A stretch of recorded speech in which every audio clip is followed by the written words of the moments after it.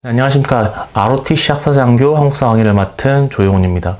우리가 간략히 OT를 진행을 했는데 지금부터는 본 강의에 들어갈 수 있도록 하겠습니다. 단원은 10단으로 구성되어 있으니 이 점 참고해 주시고요. 바로 본 수업 들어갈 수 있도록 하겠습니다.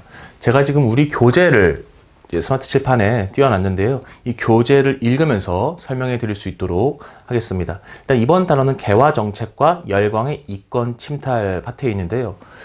우리가 이제 이 한국사를 공부할 때 가장 어려운 부분, 학생들이 가장 어렵다고 생각하는 부분이 이 용어 부분이 어렵다고 말씀을 많이 해주시거든요. 근데 제가 이 용어 부분은 충분히 설명을 드리고 갈 수 있도록 하겠습니다. 자, 일단 개화정책과 열광의 이권 침탈 파트 보시면은 이제 고종의 즉위, 우리 근대가 고종의 즉위부터 시작한다고 했죠. 하지만 고종이 어렵기 때문에 아버지가 대신 정치하던 이 시기부터 이 반공령이 시행됐던 시기까지 우리가 기본적으로 공부를 하게 될 겁니다. 반공령이 무엇이야라고 하시는 분들 계실 겁니다. 제가 이제 수업 진행하면서 이제 다 설명을 드릴 테니까 따라오시면 될 것 같습니다. 자, 흥선대원군의 정책을 보시면은 이 흥선대원군이 이 정권을 잡기 전에 조선이라는 나라가 어떤 시기를 거쳤냐면은 바로 세도정치기라는 시기를 거칩니다. 그럼 세도정치가 무엇이냐?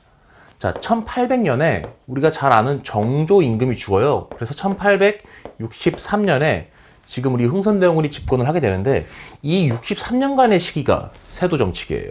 왕으로는 뭐 순조, 헌종, 철종이 왕이었던 시기인데 이때는 왕이 권력을 잡지 못하고 소수의 가문인 그 세도 가문이 정권을 잡았어요. 그러니까 세도 가문이 정권을 잡고 정치를 깨끗하게 했으면 좋을 텐데 그렇지 못합니다. 우리의 역사는 대개 왕권이 강할 때 조금 더 건강한 정치가 이루어지고 왕권이 약할 때 상대적으로 이제 민중이 힘든 상황이 전개가 된다는 거죠. 그래서 이 순종, 헌종, 철종 때의 이 세도 정치기 때 어떤 문제가 발생하냐면은 내부적으로 부정부패가 만연해요. 그래서 삼정의 문란이라는 게 발생하게 됩니다. 삼정이란 건 무엇이냐? 이제 세금제도 세 개를 얘기하는데 이게 전정, 하나는 군정, 하나는 환정을 얘기합니다. 전정은 토지세, 군정은 군대 가는 것, 환정은 이 어느 정도 사실은 이건 세금제도가 아니었고 복지제도였어요. 이제 농민들이 봄에 곡식이 부족할 때 어느 정도 곡식을 빌려주고 이자를 줘서 받는 건데 이제 이 제도가 정치가 이제 부정부패가 만연해지면서 백성들을 착취하는 세금제도와 같이 돼버렸다는 거죠. 또 군정을 설명드리자면 지금 우리가 군대는 징병제라고 해서 모두 다 군대를 가죠. 물론 모병제도 어느 정도 겸하고 있지만 그러면 당시에는 이 모병제가 징병제가 아니었고 군포라는 것을 걷어가지고 군포라는 것을 걷어서 그 거둔 돈으로 군대를 운영하는 체제였습니다. 근데 이렇게 삼정이 물러났던 시기였고요. 또 외부적으로는 이양선이 출몰해. 이양선이 뭐야? 라고 했을 때 이양선 아주 간단합니다. 이상한 모양의 배예요. 이상한 모양의 배. 우리는 왜 이 배를 이상한 모양의 배라고 인식했을까? 우리가 기존에 보고 있던 그 배와 달랐기 때문이죠. 무엇을 얘기해? 우리가 전에는 접하지 못했던 새로운 세력이 조선에 접근하고 있다는 것을 의미합니다. 자, 그래서 이 조선이란 나라에 배가 둥둥 떠다니는데 이상한 모양의 배였다는 거예요. 그 이상한 모양의 배가 어디서 왔느냐? 바로 서양 세력이라는 거죠. 서양 세력.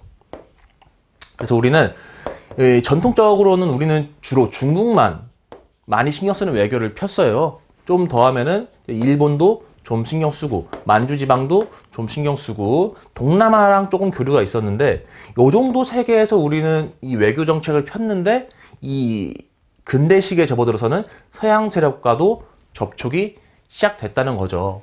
그럼 우리가 이 정도 배경 지식만 가지고 계속 교과서를 읽어나가도록 하겠습니다.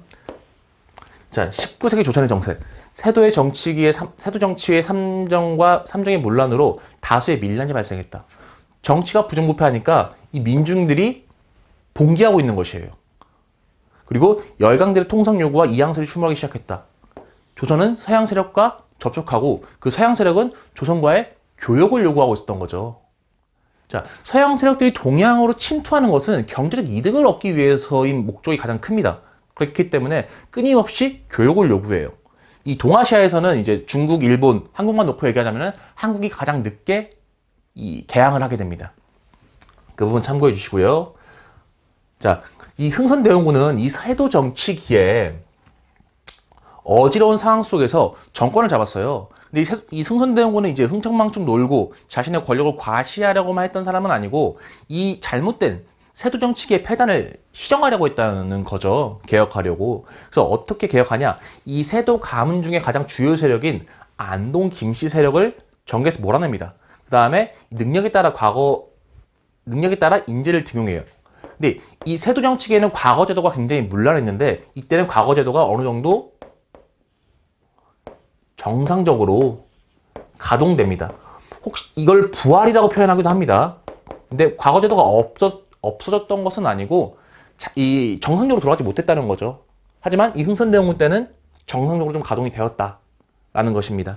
자, 그리고 이제 정치기구를 이제 개혁하게 되는데 이 조선 후기에는 이 조선의 정치가 이 비변사에서 진행이 됐어요. 하지만 전기에는 의정부에서 정치가 진행됐습니다. 전기에는 의정부에서 정치가 진행이 됐으나 후기에는 비변사에서 정치가 진행됐다는 거예요. 한마디로 약간 변화가 있었다는 거죠. 그렇기 때문에 이 세도 가문들도 비변사를 장악해서 조선의 정권을 잡았는데 이 흥선대원군은 이 비변사를 혁파시켜버리고 의정부를 부활시킵니다. 그렇게 해서 정치를 정상적으로 돌리고 있는 거죠. 또 조선 전기에 삼군부라는 체제가 있었어요. 이 삼군부도 부활시키고요. 그렇게 해서 왕권을 강화했습니다. 또 정치와 군사 업무를 분리했는데 이 비변사에서는 모든 문제를 다 다뤘어요. 거의 조선의 모든 문제를. 당연히 정치 군사 문제는 다뤘겠죠. 국가의 근간이 되는 그런 행정 시스템이니까. 하지만 의정부는 정무를 담당하고 삼군부는 군무를 담당했기 때문에 이 기능을 서로 분리시킵니다. 흥선대원군은.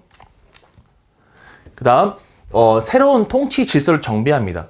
우리가 조선 시대에는 지금도 조선 시대입니다. 이 조선 시대에는 크게 이제 이 사회 질서를 재정립할 때 법전을 편찬했어요.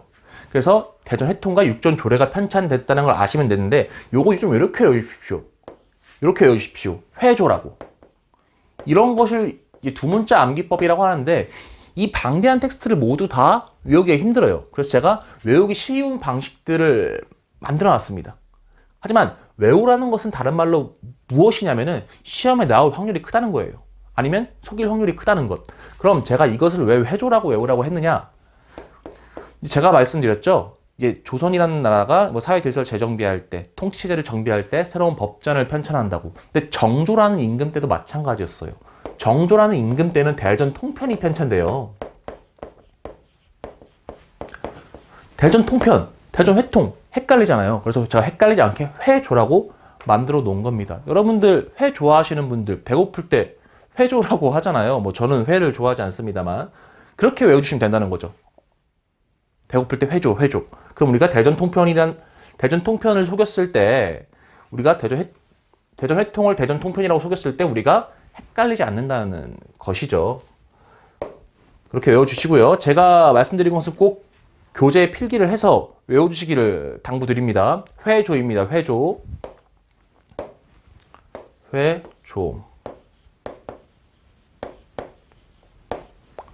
자, 그리고 우리 아까 보았듯이 삼정의 문란 시정해야겠죠? 삼정, 전정, 군정, 환곡을 우리가 환정이라고도 합니다. 왜 이런 표현이 나오냐면은 이 환곡제도는 제가 맨 처음 뭐라고 했죠? 세금제도가 아니었다고 했죠? 복지제도라고 했잖아요. 하지만 세금화 돼버린 거예요. 세금화 돼버린 거. 그래서 여기는 좀 환곡이라고 써여 있지만 환정이라고 생각하셔도 되십니다. 제가 이제 수업을 쭉 진행하면서 어느 수정이 약간 좀 필요한 부분이 있어요.